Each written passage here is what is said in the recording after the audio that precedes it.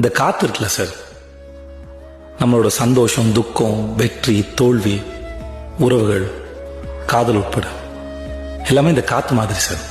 அதுவா வந்து மேலே படும், ஆசையா தோடும். அப்ப அனுபவிச்சுக்கணும். அதை தக்க வச்சுக்கணும்னு நினைச்சோம்னா அந்த நிமிஷத்துல நிம்மதி போயிடும் சார். எனக்கு இது போதும் சார், எனக்கு இது போதும் சார்.